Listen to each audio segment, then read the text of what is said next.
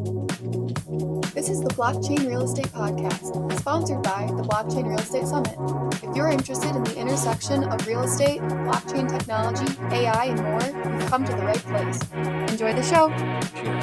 Another sponsor I'd like to talk about is the Sense for Fit fitness app, where you can earn crypto just by being fit. It's senseforfit.com, so go to senseforfit.com. We also have the largest fitness festival in Europe, soon to be the largest fitness festival in the world. That's happening August 30th and 31st in Bucharest, Romania. It's live, it's in action, and we, with the Sense for Fit app, are going to have the most kick-ass crypto after party you've ever seen. So go sign up for that today.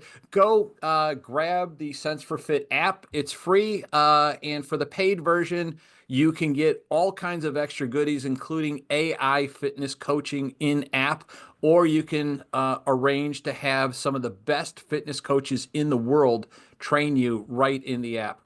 With that, we're getting into the Blockchain Real Estate Podcast here. As always, this is for educational purposes only. There's no legal, there's no financial, there's no accounting, there's no nothing advice here.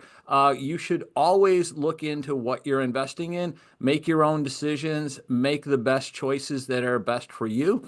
And with that, we have Austin Linney, and we are bringing Austin in because Austin is a mindset coach. Not only that, but Austin has an extensive record in real estate, and he's also investing in businesses. So we're going to get a little bit of all that. But the reason we brought Austin in is to talk about mindset and to talk about how to live your life in a better manner. And I think one of his things is all about getting stuff done, GSD. So with that, Austin, why don't you give us a little bit of a background as to, how you got into real estate, how you got into coaching, and, why you're buying businesses. And then we'll talk a little bit about tokenization at the end. Yeah, great. Thanks for having me on. So, for me, it really started all the way back to 17 years old, 18 years old when I got in hospitality. My dad was an entrepreneur, but my dad had cut his teeth as a bartender and a server. And they said, if you want to be able to talk to people, if you want to understand people, you need to get in the restaurant business. That was like always drilled into my head.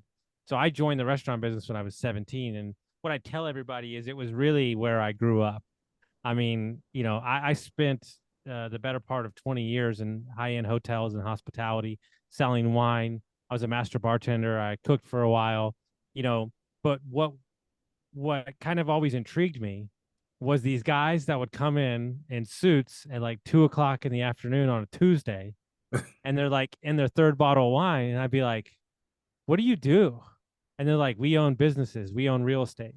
And so for me, it was always it piqued my interest. Like I was like, "How are you not in an office setting? I want to know what you do." And so funny enough, a lot of those guys pointed me in the right direction, the right books to read, the right podcasts to listen to. It was kind of where I got my first taste, and kind of started buying Airbnbs, about my own. And then we launched a company across the country where we managed multiple, 7 states, all these real estate investors. Then we eventually did Airbnb hotels. I worked in private equity, lending money to real estate developers. So I've done a lot of the different things. Now, for me, on the real estate side, during COVID, the prices started getting ridiculous. I didn't like the way the Airbnb market was getting oversaturated. So I started thinking of a different way. I started saying, well, what would it look like if I, focused on my coaching business, focused on consulting for small businesses, and bought my own businesses? And so that's where I've kind of made the transition in the last 3 years. I still love the real estate space. I'm still never out of it, but for me, I enjoy the problems that are in business because they're never ending. And the real estate stuff, was where I cut my teeth. Oh, that's really cool. That's really cool. So you mentioned that they recommended a few books for you. As long as you're here, what were some of those books that they recommended, and what do you recommend? So true story. It was a commodities trader from New York who traded energy, who came down to San Antonio to work with the Bank of Republic. He slid me a piece of paper, and all it said on it was bigger pockets. And I was like, I don't even know what this means, Yeah. but I Well, had read, it could have been, it could have been coming on to you. And it could have yeah, been yeah, yeah. some weird gay So thing. he was like the most successful guy I ever met. So I'm like, whatever and he's like, it's a podcast. And I was like, okay. So I had read Rich Dad Poor Dad when I was 17. I was listening to a couple things, but that's when I started really getting my education was Bigger Pockets. I started reading, all the Brandon Turner books, all the different different understandings, all the Airbnb books that were out there. And for me, it kind of started the foray into understanding, the space and real estate. But for me, those books, Atomic Habits, Right. the books, Outwitting the Devil by Napoleon Hill, Think and Grow Rich, those are really the foundational books for me. Traction by Gino Wickman, all the books that everybody else has recommended, were really kind of my training ground to understanding. But my wife at the time, my ex-wife now, was working in Houston at a regional office. I was living in San Antonio. So every week I would drive from San Antonio to Austin and back and forth. That was a 3-hour drive. Mhm. All I did was listening to Bigger Pockets episodes. So it was like literally like, they say like college in the car. Like it was Right. literally my education was those trips back and forth. Right. Right. And you also said that, being a bartender helped you with talking to people. So 100%. why is that? So there's such I have an analogy or a joke I like to use. I'm not a fan of the beach. I don't Mhm. like sand everywhere, but I love to Right. be at the beach. Okay. The reason I like to be at the beach is because people love being at the beach. Everybody's in Right. a good mood, right? Right. If you own a villa in Italy and people come to it and it's beautiful, people are going to be, oh, this is amazing. People are going to be in a good mood, right? Right. That's kind of the thing when they're coming to a nice restaurant. They're Okay. getting out of their thing. They're more relaxed. They're more adept to tell you one. You have so many different walks of life. You see what they drink. This is a true story. When I was 18, I bartended. I took over a regular. He's a very successful lawyer. I Mhm. waited on this guy for 2 years. I had a drink ready for him on the bar before he walked around the bar. He came in every Friday night. He tipped me $100 every time. I never knew his name. Like, but I knew what he drank and I knew what he Right. wanted, Right. and so you get so good with weaving yourself in and out of conversations. But what I love to do, like I see, so I'm sober now. That's a different part of the story. I was a Right. functioning alcoholic for 20 years. I'm 6 years sober, but I fell in love with the romantic nature of wine and alcohol and food. Like where was Right. it produced? I went to France. I went to Napa. And Right. so I used to have customers that would come in, they would put the menus away. I would say, how are you feeling tonight? What are you in the mood for? And I would do their whole meal, Yeah. appetizers, meals. Yeah. And so you get to study a person, right? They come in enough and you get to pick up on social cues. You get to understand what they like. So you have to become, really, I waited on the coach of the Spurs a lot and he liked nice wine. You had to be there and you had to see everything, but you had to not be heard. Like Right. you had Right. so like you learn to anticipate so well that I think it sets you up for success. That's why you see a lot of people that come from the restaurant business. They're very good at multitasking. They understand a lot. There's a lot of companies that like to hire people that, worked in the restaurant business. Yeah, the reason why I asked is have one of my favorite people in the world also was a bartender in college. So, Mm-hmm. Mm-hmm. hopefully he'll listen to this and learn some tips. Yeah, Uh, yeah, so speaking about my son, so who also one of the best jobs in the world for kids, and I'm gonna say this, golf caddying. Uh, Oh, there's two jobs. There's two. I found it out. There's two. Golf. So I did that. I golf caddied. Seriously, okay. 3 years. I did it for celebrity events. I did the AT&T. I did the Byron Nelson. I caddied for the CEO of Southwest Airlines and the Oh, nice. CEO of. So no, 100%. Second one. This is kind of a niche one. Attendant at a private airport. Okay, that's very niche. That's Dude, very niche. I went to a private airport in Idaho Yeah. to fly in some Russian MiGs with a group of real estate investors. And I Uh-huh. was thinking to myself, there are 40 jets here. And I'm watching the people take the bags and I'm going, these are the people you want to be hanging around. Yes. Yeah. Yeah. definitely, definitely.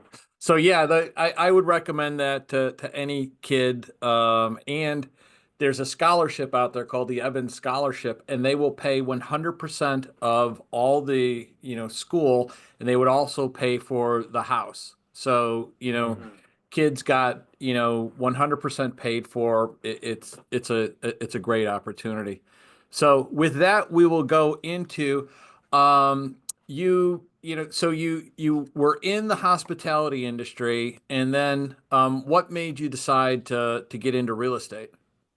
So, I think, and I know it's been talked ad nauseum, but I think people consume Rich Dad Poor Dad, but I don't think they understand it, right? Especially as a 17-year-old kid. I mean, look, at the end of the day, the book taught me my dad was a dentist, a very high powered dentist. I just knew I didn't want to be a dentist. So he was talking bad about dentists and lawyers. So I was like, okay, I'm in. Like, Yeah, but yeah. I think that, you know, I'm on this thing where like my big issue with real estate, and especially newcomers to the space, is that they're trying to invest in real estate to save them from something instead of enhancing something. Instead of creating more passive income, they're saying, no, I'm going all in on real estate. I'm going to leave my W-2 and I'm going to hope this thing happens really quickly. And unfortunately, that's just not the case, right? Mm. So for me, I mean, like literally when I started real estate, I started renting out an air mattress in my room. Like that's Okay. how I started. Like back in the day, Airbnb, and then got up to a full room, and then a house, and then 3 houses, and 35 and 50 houses and hotels. And for me, I just wanted something outside of my job to inspire me, but also give me something that I could pour myself into. And what I realized is the moment that I started investing in real estate was the moment that I saw my job as a function to create more money for a down payment instead of being a job. Okay. It's like all the stress of like the job and not wanting to do it went away because I just saw every week as another step closer to getting another property. Like it was like the light switch like switched right away. So I just wanted something bigger, and plus I love to travel. So for me, the Airbnb game was like amazing because it was like the best of both worlds. Like, oh, I get to like I lived at a hotel on Lake Tahoe on the Hmm. water. Like, Oh, I right. mean, like who Yeah. gets to do that? Like that's so cool. Like so it Yeah. just took me places that I wanted to go, and so I just saw it as a great avenue. Yeah, that sounds fantastic. That sounds fantastic. Yeah, I've actually never ever read Rich Dad Poor Dad. Okay, So, you're good. Yeah. well, I started out in 1986, and I was in real estate for a long time. And I actually had no idea for the longest time, up until about 2016 or 17, that there was a thing called real estate podcast out there. Because Okay. I was doing, institutional real estate, and Mm-hmm. it's 100% different from, what you find in the podcasting, the bigger pockets, Yeah. and all the rest of that. I'm not saying it's better. In some situations, it's much worse, and it's much more like a job because you have to report to somebody, and Mm-hmm. even though they're your partner, they make a lot of decisions that you don't have a whole lot of choices in, because there's a dynamic imbalance with you know how much an institution weight carries versus how much you carry. And since they're bringing a lot more money in, and they have a lot more attorneys, so it's a different experience. But never did do Rich Dad Poor Dad, which is probably why I'm not as successful as you are. So. No, yeah, right. Nice try. But nice try. But what I think is funny, right? Is and this is what I talk to a lot about my clients about is that too many people are trying to make this thing the thing, right? Instead of just like I think real estate is a great way to like get your feet wet. Typically when rates weren't insane like they are now, but they were lower, it was less risk and so on and so on. But I think that you have to do the things, right? And what I mean by that is like I didn't really know how money worked until I worked for private equity that lended money to developers. Like we got our money from Blackstone or BlackRock, and I was Right. like, okay, like how are we doing this? And they would like walk me through it, and I'm like, okay. So like now I'm understanding like on an institutional scale that everything is arbitrage, right? And so like Right. the way I look at everything is I think that everything in my life has gotten me to the thing, but too many times people need the thing to be the thing that's going to save them, right? Right. And this gets into the mindset stuff. It's like, or you could just do the thing because you're learning a skill, and this skill is going to, like, the perfect example is like, there's not a road to like, hey, you're going to bartend and wait tables and be in hospitality for 20 years, to you're going to be really good at negotiating transactions. Like, I Right. didn't, that wasn't like, oh, I'm like selling this like chicken fried steak, and then I'm going to negotiate like a $40 million deal. I did that. Those weren't there, but that's why I'm so good at like those negotiations. And so I think a lot of times we don't understand the outcome when we're in the midst of like learning a new thing. Right. And I think a lot of people don't understand. And I, have the hindsight of being able to look back and say that there was so many experiences that were accretive to, what I now know now. And so I'm involved with, like I'm involved with AI, I'm involved with technology companies. It may not look like it, but, I'm a co-CEO of a fitness app. And, people say, well, how did you do this? And I'm like, well, I just, learned a bunch of stuff. I know a bunch of stuff about, business. I served on a lot of, charitable boards. Plus, I kept an open mind. And when somebody was telling me something new about, blockchain or Bitcoin in 2014, I had no idea what they were talking about, but I'm like, I don't know what this is. But I was telling my kids at the time in 2015, you need to figure out what this is because this is the future, and you need to figure out what, how do you jump on the AI thing? It's like, well, I had people around me. I was surrounded by people. And also another thing is, masterminds. You just meet people from different walks of life that are like doing certain things. And they're saying, well, we're doing this in this industry. I'm like, I can apply that to my industry. And I happen to be in retail real estate. And so the great thing about retail real estate is you have to know a little bit about the businesses that you're leasing to because you need to know whether they're successful or not. So I really resonate with what you said. It's everything is accretive. So if you just keep, you might be going through some crap at the time. You might hate Yes. some of the stuff that you're doing, but it's like, what can I take to learn from this? So, but you're the mindset coach, so I should stop Well, talking and let you no, talk. no, no. I talked to my thing with AI is very simple. Yeah. I think there's two groups of people that AI is going to create. Either superhumans, meaning us, which is helping me because I don't need a personal assistant anymore, and it's Right. helping me do all the things I don't want to do. So it's making me superhuman, or it's making others lazy. There's no in Right. between. There's no in Right. between. If you're putting out AI generated content, we can all see it. It's not that complicated. There's no soul in your stuff, right? Right. But like, so I talked to a guy the other day. He just bought a company. He's 23 days in. He's 36. It's a furniture uh, install in high rises in Manhattan and New Jersey, right? So like literally like for offices. And I said, when you were a young boy, did you ever think that you buy a business doing 3 million? And he goes, no, never. And I go, yeah, isn't that what's fun about business? That all the things that happened to you got you here, and you understand. He's had a lot of careers, big, ran a big P&L, so he's comfortable and all these things. And I find that more and more. And I think that when you're curious to opportunities and you just put yourself, what they say, around the rim, right, with the right mindset, and you show up, right? I always tell everybody, like, I have a rule in life. It's very simple, and it's almost bulletproof. If I don't want to go somewhere, let's say it's a networking event, then I need to go. Okay. Because if my resistance to the thing, something great's going to happen. And every time something great's going to happen. And so if you're somebody that's looking for something or you don't know, I'm going to give you a trick I do also. This is super amazing, and this is very hard to do. Takes real discipline. Let's say you're going to Michael's event and you're new to this and it's very overwhelming. I want you to find 5 people that you want to meet at that event. Once you met those 5 people, leave. And what I'm trying to say is people try to pack in too much and then they don't carry weight in the conversations, and they're overwhelmed. Like, best conference ever 6 years ago in Breckenridge changed my life. I was at the conference. There were 700 people there. I'd never been to a conference. It's the only one I've ever attended. I've never been to another event. I've been to 2 business events since, but different kind of events. There were 700 people there. Everybody was networking. These guys had lines. People had lines to talk to these people. I'm like, what is going on? And I noticed that every person there had a podcast. This is 7 years ago.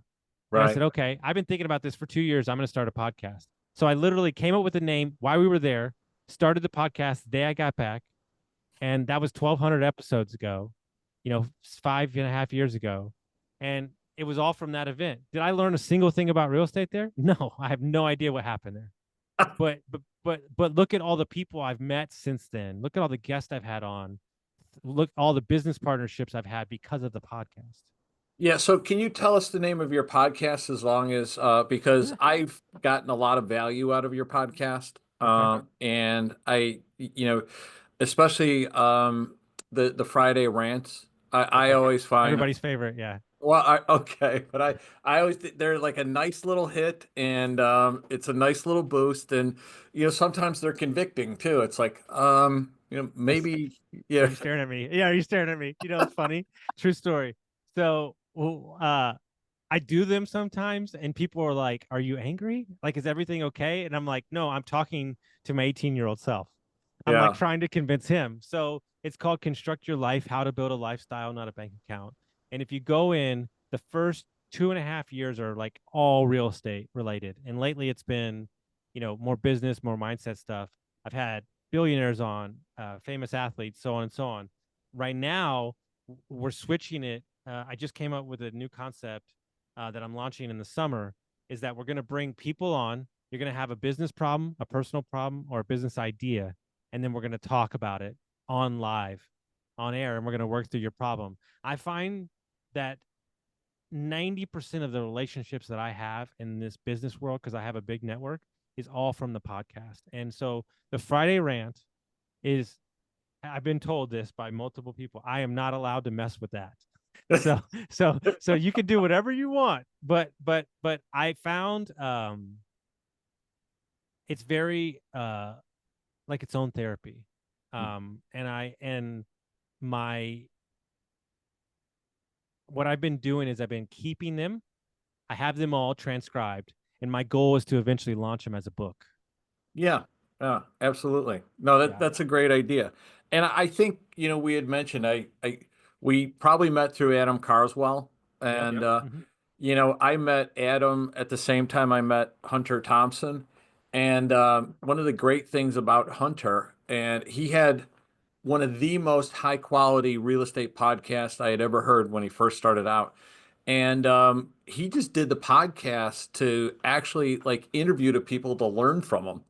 And it's like that's just one of the greatest strategies in the world. And then Hunter said to Adam, "You need to start a podcast." And I think Adam at one point had 3 or 4 going. So, but I can't say enough good about those guys. They've been great, and I met them both about 2018, 2017, and it's been a really good relationship.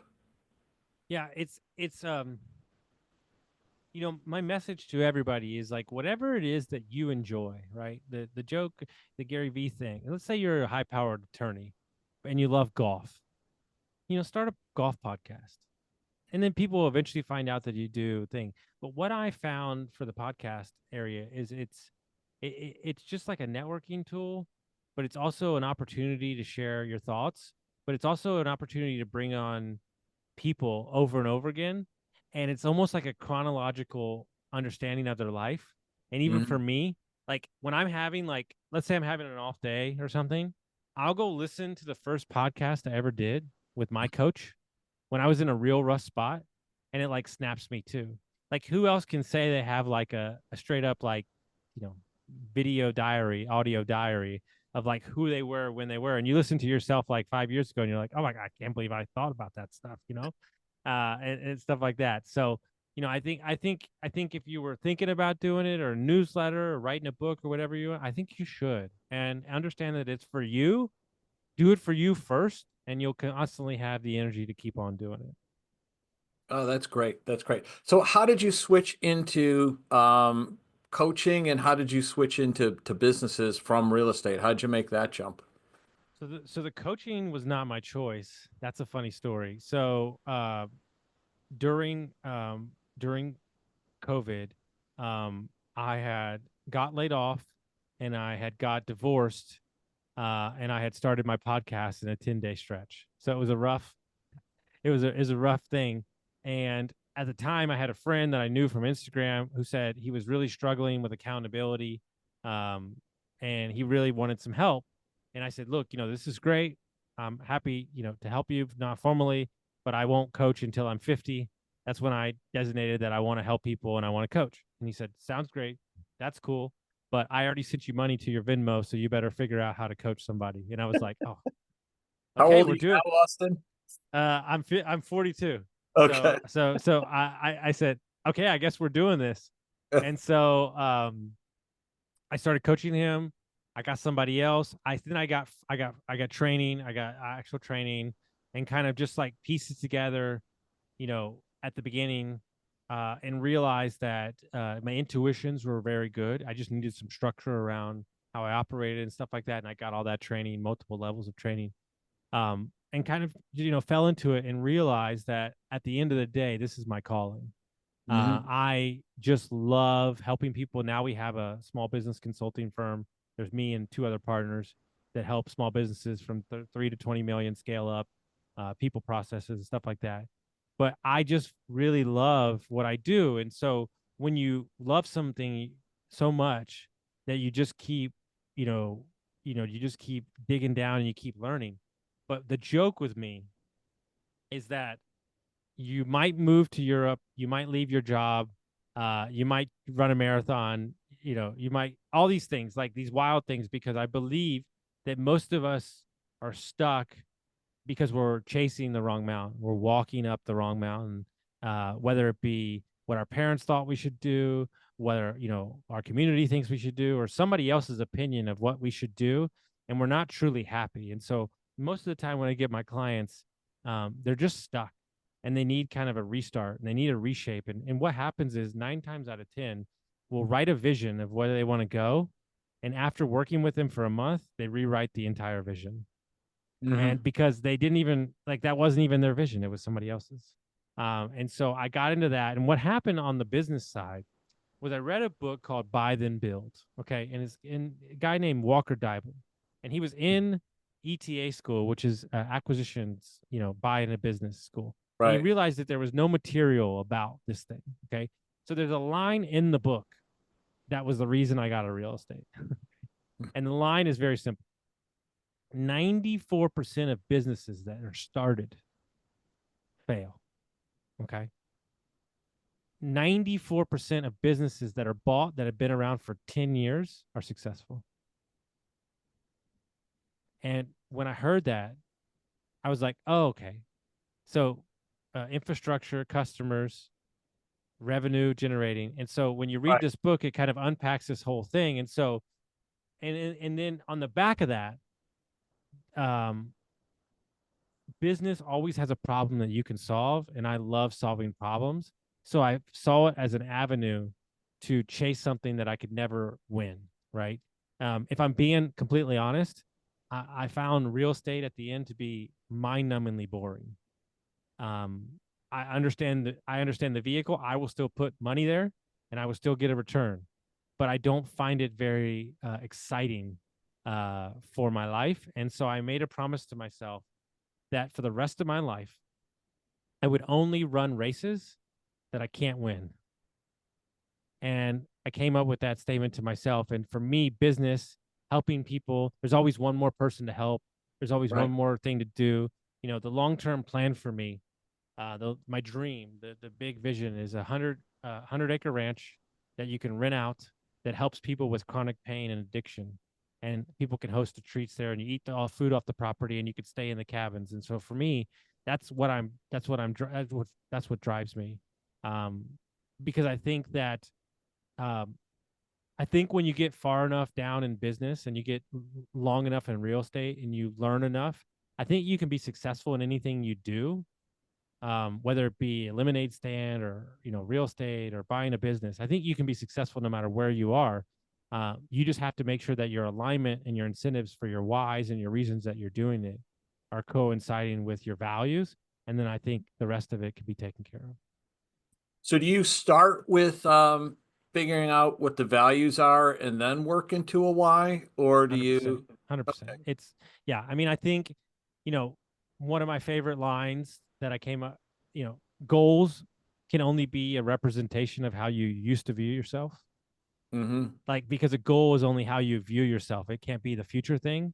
But if you live in your values of who you are and what you care about, then there's no ceiling.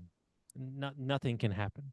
And so the value is that I want to do good projects with good people. I want peace in my life, and I want flexibility in my lifestyle. That's my number one thing. If you ask me what my number one thing is for me in my life, flexibility. I have to be able to do it from this camera and this Mac computer. I don't mind being somewhere for a minute, but I have to be here because I love to travel. I love to meet new people. I want to be around. So I would never do a thing that would keep me from being able to do that. And so when you have that, then you can build, the basic premises is too many people build a business and try to fit a lifestyle around it. Right. Why don't you build a lifestyle and then try to fit a business around it? I'll give you a perfect example. This is a true story. Real client. Started a business, bigger business that is stressful. I mean, it's stressful. A lot of clients, customers are in trouble. Started another business because of this business, selling a different product within the same sector. So roof and gutters. Okay. The gutters, no staff. He's only no inventory. He's making 40% margins, and he's just a lead page selling it. Boom. He's like, this is a great business. This one keeps me up at night. And so, but he wouldn't have known about that business if he didn't start this other one. But now he's thinking about, what if I just went all in on this one? And I think too many times we get caught in absolutes. And so when you set goals, whether it be financial goals or whatever they be, you set these far out goals. You're saying that I can only be successful in this way, and you close off curiosity instead of being just who I am and saying, this is what I want in my life, and then what can match around that. What I think is the most fascinating thing, and I'm sure you see it all the time, is these businesses that are making tons of revenue with like 3 employees. Right. Like, it's right. just, we're just in a different world now where, like, it's sad to say, but what they talk about all the time, there's going to be $1 billion company that has 1 employee. Well, there's a $100 billion company, Tether, which is a dollar stable coin, and they probably have less than 20 people. It's one of the, and they're making gobs of money, because Wow. they just all they have to do is allegedly have the backing of the treasury bills or the liquid money, so that if people want the dollar is there. But they don't pay interest to anybody. So these people, are just, and people all over the world, since they have such unstable money, it's better to take their money and put it in Tether or a dollar stable coin than it is to put it into, a Turkish bank or an Argentinian bank, or, a Venezuelan bank, where there's like inflation will take away the value of your money, in a day. So it's like they're coming out ahead just by leaving it in something that they get no interest from. So, and that's why I love real estate, because, there's so many things out there that people, want to put their money into something safe. And I just look at from a, security standpoint, and from a non-volatility standpoint, and from, the longest track record, aside from, trading commodities, the longest track record has been lending and buying real estate, or acquiring real estate by starting a war. But, you're either fighting over religion or you're fighting over real estate. That's, 1,000%. Yeah. You can't, yeah. I mean, those are it. yeah. Yeah, or sometimes a woman, Yes, most of the time. So it brings me to an interesting point, something that's been on my mind lately, and I don't have a fully formed idea on this, but I think that of all the podcast I could ever go on, and I think that this would be the best crowd to talk to it about. I am worried about where we're headed when it comes to the mind and just the lifestyle with blockchain, crypto, social media, etc., and not in the ways that other people think. Like, oh yeah, social media is ruining the kids. No, no, no. I'm not talking about that. Okay, we're talking about the stock market going after hours. So my question to you is: this thing, all of these things are 24/7. When are we going to take a moment to unplug? Like, I love the tech industry because I love the attitude and the big dreams, but I also really worry that like that speed is going to like really, and I'm sure it does affect some people where they're just like, not paying attention to their family, always feeling like they're behind. Like, are we going to get 5 years, 10 years down the road and people are going to be like, I'm just exhausted because like technology changes so that's like like I don't have a, like I said, this is a new thing I'm like tossing around in my brain. I think we're there already. I mean, I think, and I stopped watching the news in the 1990s, and my life has been much better for it. But you can get into this. Like I can see even when I get onto, and I really don't do a whole lot of social media, but when I do get onto it, it's like, all of a sudden it's like, whoa, whoa, Yeah. whoa. And it's like, and then, I feel like I hate myself, especially Instagram. I Yeah. hate Instagram because it's like, oh man, they're in Greece. They're always like, got the coolest stuff, and my life sucks. And it's like, and it's like, no, that's not real. That's not like a real picture. It's No. photo, shopped and everything else. And their life probably sucks just as much as mine does. It's just they just have. Let me give you as is, because I'm big on X Yeah. and Twitter. All right, that's where I spend most of my time. I'm not big. That's not the what I meant. But they said the other day, this is a true story. Over the weekend, what was trending was the Great Depression. They're like saying that like the stock market is like, guys, the Yeah. stock market's been overinflated for like 7 years. Like, chill out. Right. Right. But that's what happens is they get everybody rustled up, and you're like, dude, like, my joke with everybody is, do you know how long they've been renting out beach houses in Florida? Like before Airbnb, Right. like hundreds and hundreds of years. So my question to you, and that's why I love the blockchain over the crypto, is like, let's get to the foundational stuff in your life and in business that are always going to be here. Right. If that person wants to be an innovator and they want to chase something, like, chase it. But like, let's see the practicality of an application for something. Like, perfect example is your fitness app. Like, fitness is always going to be here. So if you Right. really like you said, you have a real life application for this. I'm 100% behind that. But if you are just like creating air and you're selling and I apologize for anybody this defends, okay? Because I used to help a company. I don't understand NFTs. I mean, I get Right. it, but I don't get it. Like, those are the stuff. I mean, that dude, 2-3 years ago, that stuff was crazy. Right. And so for Right. me, like, I'm a gunslinger. I love risk. I'm the wildest guy you ever met. But there got to be some foundational understanding here. Well, and to get back to your thing about, trading 24 hours and stuff, it's like, how many people actually make money trading except Mm-hmm. for the guys that actually like have money and have funds and are professional traders? Day Yeah. traders are just getting killed. And so I'll give you an example. I foolishly told my younger son to buy gold first and then Bitcoin next. And so he bought gold and it, hung around and hung around. Now he's doing really well with gold. But I wish I would have like stressed him to get into Bitcoin first and then Yeah. then do the Yeah. gold because the Bitcoin has been on a better run. But when they eventually both of them got into crypto, they're like, man, it goes up and down. I'm like, don't look at it every day. Mm-hmm. Okay. It's like, and I told him, I'm like, you guys, are kind of like moving into real estate too. It's like, you don't know the value of what the real estate is day by day, but at Yes. some point when you look back in 5 years, it's like, oh, I could have bought that, and I have, hindsight is 2020. I could have bought, stuff in Miami Beach in 1989 when it looked like Beirut, you know, and it was Mm-hmm. bombed out and everything else. And Yeah. it's like, but it's like, I've also had, some 10 baggers that I, still have to this day. And it's like, it's great. So it's like, uh, all you got to do is like buy it. And if it's good, it's good. If it's not, cut your losses and move on with your life.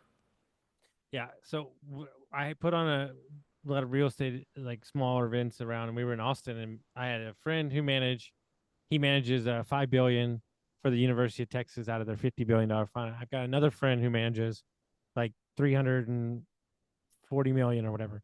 And there was like 7 real estate guys. And the funniest conversation I've ever had in my entire life was them telling the real estate guys if there was a ticker on their real estate houses, their investments, they wouldn't last a minute. And it was so true. Because he's like, you couldn't deal with the ups and downs, and I think that this is back to my original argument, is that too many people are buying assets to get them out of something instead of buying assets to enhance a life they've already created for themselves. Right. Like, that's the kicker. Like, buy the thing that you don't need and just leave it alone. Right. Right. So now we're going to get into the tokenization part of it, because you just landed, you stuck the landing there. So do you think that if syndications get tokenized and you can more easily trade shares, or you've got more flexibility with shares, do you think that's going to be a negative for real estate, or do you think it's going to be positive in bringing more people in? I think that anything that removes friction from anything creates possibility and opportunities. I think that I there's two sides of the coin. I think that people that shouldn't be investing in it have the opportunity to, right? The people that shouldn't, those are the people trying to save themselves from something. But I think the opening up the opportunity to invest in something that you wouldn't have the opportunity before is going to create nothing but positivity for said person, right? And so the way I look at it is like what I've always thought about this whole thing, and I haven't thought about it in depth lately, but I believe that the ultimate, thing about blockchain is around the title companies, right? Like that is like has always been my kind of like way in, is like and let me show you how I saw it in real life. Okay. There is a development in Truckee, California. There's 45 houses on the golf course. In those houses, 4 families own each house. Okay. Each family has its own furniture. So when that family leaves, the new furniture is brought in. When that home is not habited by those 4 families, it is rented out and made money. Like that, I saw that 5 years ago, and I was like, okay, that's what we could do on the blockchain. That's what you could do at scale, right? Right. To get these investors in. And so for me, that's always been what I thought was the best use of it, to get it done. Because I also think what it would do is it would allow investors to diversify more and not have to bet so hard on one horse. I think Right. that would free up. They could sprinkle capital around instead of losing all their money and putting up 150 grand in just one deal. So I think that would help too. Yeah. And I look at blockchain, and my whole vision has always been, um, if you could unlock real estate for the rest of the world, and number one, title is a big issue in other parts of the world. So if you could get, excellent title, then you've got actual, legitimate property that you could say that's my property, and then you could do things with that. So you could generate capital, you could use it to create equity, you could use it to, leverage and do other things, because you could prove that it's your property. But I think the bigger thing is that the most successful in the way, even like in Egypt, people will save up money and buy another house and just leave the house vacant, but that's how they store their money, because real estate is not only, I prefer real estate as a cash flow vehicle, but in so many parts of the rest of the world, real estate is a wealth storage vehicle. So if you could open that up and you could, like, take smaller slices of wealth storage, you wouldn't have to save, the 100,000 euro, $200,000, or even, the fitness company is based out of Romania. And so an average apartment there is around 100,000 euro. And so that's like a big slug of money. They don't have good debt markets. So we here in the United States, if I qualified for FHA or one of these other programs, I could put down 5%. I could put down like $5,000, even $2,500, and buy $100,000 condo. Versus over there, you have to pretty much pay for everything cash. Or if you're borrowing money, the interest rate resets every year. So you don't have a 30-year mortgage that's fully amortized. So if you could level that playing field throughout the world, just the amount of human flourishing that could happen, because people could point to property and say, that's my property and I've got value. I can get cash flow out of it, or I just own it for appreciation, or there could be larger pools of money that would loan people in Romania or in different parts of the world. And it's like, okay, we'll do a fixed, rate for 5 years and stuff. So that's, the type of thing. I think that, tokenization and doing it on the blockchain can create massive amounts of wealth and human flourishing. Yeah, and I think that ultimately, because I'm obsessed with like moving abroad and all that stuff like that, for me, that's the bigger issue, is that the debt markets in those, foreign countries are not very sophisticated. Right. And so if you could unlock that aspect for people, right? Perfect example is like, why would I not go in with like three of my friends to, I heard about this. I heard about this from somebody Well, I I need to interviewed. know where we're moving, so just let me know. Well, I'm looking at Albania right now because it's Oh yeah, directly. it's perfect. So, That's the new so Greece. yeah, Albania is so the new Greece. New Greece. It's Yeah. one. They love America, so you can get 1 year on your visa, and you don't, your passport. But I was talking to a guy. They, between a group of 6 friends, they had 6 apartments in Hong Kong, Paris, Portugal, Spain, and so they just went around, and they were all nomad entrepreneurs, and they just stayed in different places. And Yeah. so I would just love to do that, because I do like to travel like 2 months, 3 months. So like, why wouldn't you get with a group of your guys, friends or family or business partners, and get 3 properties, tokenize them in Spain, France, Portugal, Well, or whatever? we're doing that with Yeah. it with a club. So Yeah. it's I mean, there you pretty. go. We already Yeah. have, and so we're putting together. It's a club, and it's a membership club. We've got properties right now in Colombia. We're buying other stuff, in France, and so Yeah. that's I think that's the way to go. And there's certain other people that I know that I'm trying to, hopefully he's listening to this podcast, and he, has an affinity group with caddies and golfers, and he's putting together an investment club, targeted at those people. And it could be a really cool lifestyle that it's like we're not only like, golfing, but we're going, on golf tourism, and we get, passive income that, it accretes to some of those great trips. So there is a membership. My dad plays a lot of golf, and Yeah. I try to, and not as much as him. He's retired, but there's a there's a thing called Club Corp. Okay, Mhm. it's in America, and it's absolutely amazing. So basically, you pay a monthly fee for your home courses where you live, but then Right. you get a discounted rate at all private golf courses that are members of Club Corp. So Right. we flew into Colorado to play golf for 3 days straight.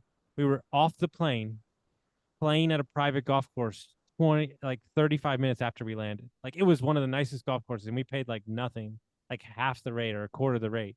So I think this is going to be the way that, there's boat clubs now. There's so many. This is, in my opinion, the way that I want to live my life, because I don't want to be attached to so many things Yeah. because the things own you, but to have access to them is the key. Yeah. So that's part of the thing that we're working out is we've got a tokenized golf course. It's a Gary Player golf course in Tuscany that we're putting together. That's going to be tokenized, and a wine resort. That has a golf course attached to it down in Uruguay, and so that's the type of stuff that people are going to love. Uruguay especially, it's like the Switzerland of South America. And so I agree with you. So I'm gonna just start, hanging out with you and leeching off of you. And No, I'm going to your places. Are you kidding? I love because it. I am also at the age now where it's like I don't want to spend another winter in Chicago, Yeah. and the pain. I've resolved some other things in my life that I needed to be there for a relative that was dying, and Yeah. so now I'm ready and willing and able to. I can do my work anywhere. Well, here's So a simple rule. Here's a simple rule to live by, especially if you're somebody who can travel often. I never want to be in a place where at that exact moment is the worst weather they're having of that year. Like that's the rule.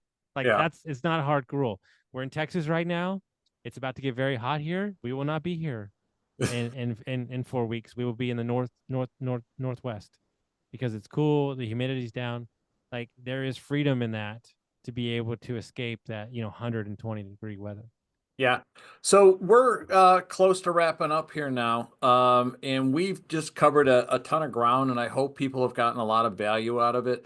But the number one thing is mindset. So if you could just distill down, some basic things for setting a mindset and then kind of designing a life or in designing a business and designing, I'm in real estate and I say I'm selling freedom. And Mm-hmm. so that's, and no matter what your political views are, no matter what your religious views are, everything is downstream of financial freedom. Well, I think when it comes to mindset, I think you're selling clarity. I think that ultimately, uh, for anybody that's in a position where they're, let's say they're not ideally where they want to be, they're stuck, they're in neutral, whatever you want to say it.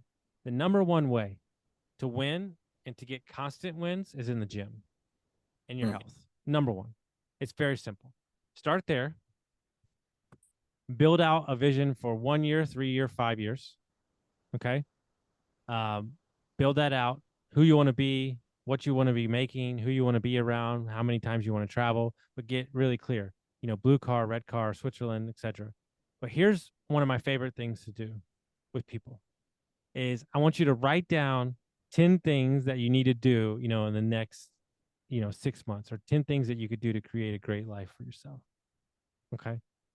Now, I guarantee you, I don't need to look at that list to know who you are, to know that the first four things that you wrote were for business and the bottom things were personal. I guarantee you, I've done this exercise like 100 times.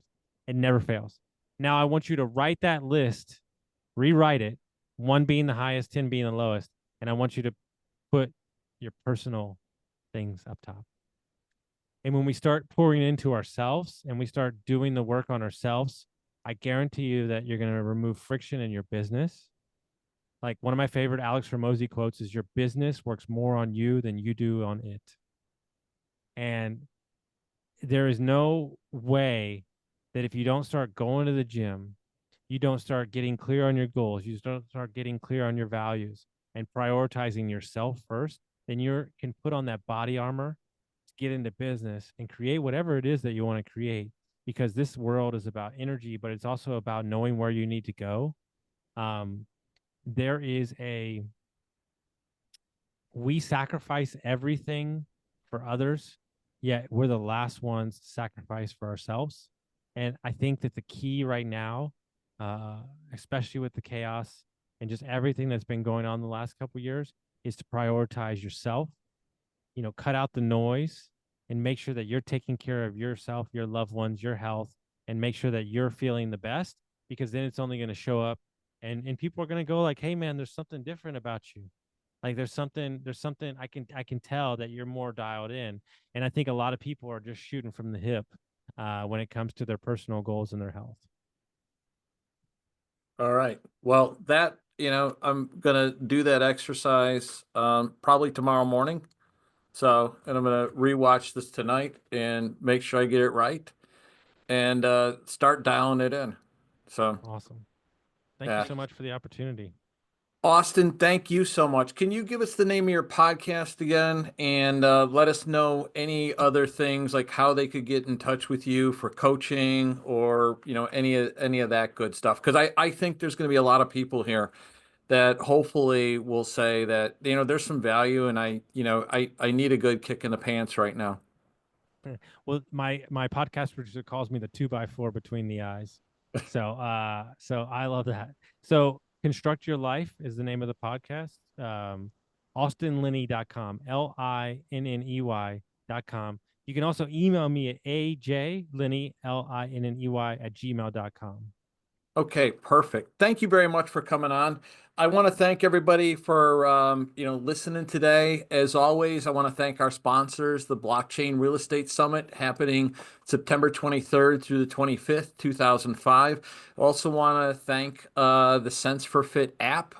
So if you're looking to earn while you get fit, and it dovetails perfectly with what Austin was saying, get to the gym. Well, get the app, get to the gym, get working out. And you can't get any better than this because it's health and wealth. And maybe you'll even get fit and get some love in your life too. So with that, this is not any type of financial advice, accounting advice, legal advice. And we thank you for coming. If you enjoyed today's episode, please follow the Blockchain Real Estate Podcast on your favorite platform and leave us a review. Your feedback helps boost our visibility and allows us to reach more listeners like you. Have a guest in mind you'd like us to interview? Let us know by leaving a comment at blockchainrealestatesummit.com. Thanks again for listening, and we'll see you at the summit. This is Adam Carswell, the voice of liberty. This podcast is solely intended for informational and entertainment purposes only and is not intended to provide tax, legal, investment, or accounting advice. You should consult your own tax, legal, accounting, or investment advisors before engaging in any transaction or undertaking. Thank you for listening to the Blockchain Real Estate Podcast, which is a part of the Blockchain Real Estate Summit Network. Go to blockchainrealestatesummit.com for more information, free reports, and giveaways with free stuff. Thank you.